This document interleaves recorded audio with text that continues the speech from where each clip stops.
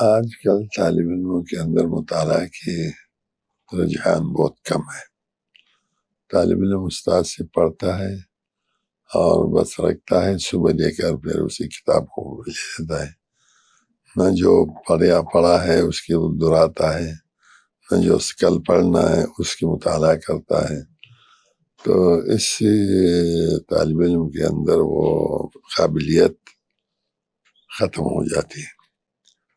اگر جو پڑھا ہوا ہے اس کو دہرایا جائے، جو جتنے طالب علم ہیں آپس میں جس کو مذاکرہ کہتے ہیں، اور اسی طرح اگر آئندہ پڑھنے کے لیے جو کتاب ہے اس کا مطالعہ کیا جائے تو اس سے بہت ہی فائدہ ہوگا.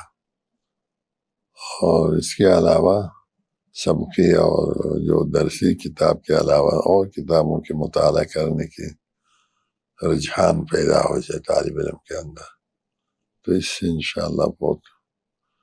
اور اسی طرح فتویٰ نویسی کی، مضمون نویسی کی، یہ طالب علموں کے اندر رجحان پیدا ہو جائے تو بہت بڑی بات ہے، اچھی بات. ان کے لیے ایک ضروری بات تو یہ ہے کہ اپنے پڑھائی میں یعنی نباغت اور وہ حاصل کریں،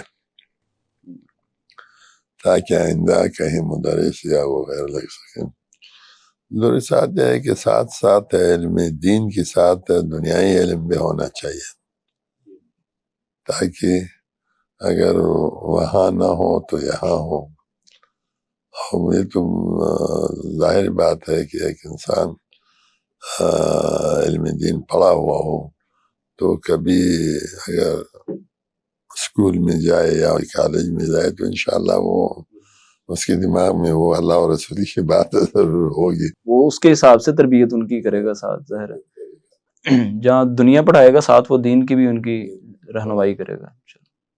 لیکن ہمارے اب پنجاب کا تو مجھے معلوم نہیں ہے، لیکن ہمارے صوبہ سرحد میں بس اس چیز کو بہت برا سمجھتے ہیں کہ مدرسے کے ساتھ اسکول بھی ہو. جب ہم نے اپنے مدرسے میں رکھا ہے FA تک انگریزی تعلیم، تو ہمیں بہت برا سمجھتے ہیں کہ تو اس کا بہت فائدہ ہے الحمدللہ. پہلے وفاق میں بھی کوئی امتحان نہیں دیتے تھے، تو الحمدللہ وہ بھی ہم نے رائج کر دیا. صوبہ سرحد میں کوئی تقریباً 70-80 مدارس کے رجسٹریشن کرایا وفاق کے ساتھ، اور آہستہ آہستہ ہو رہے ہیں.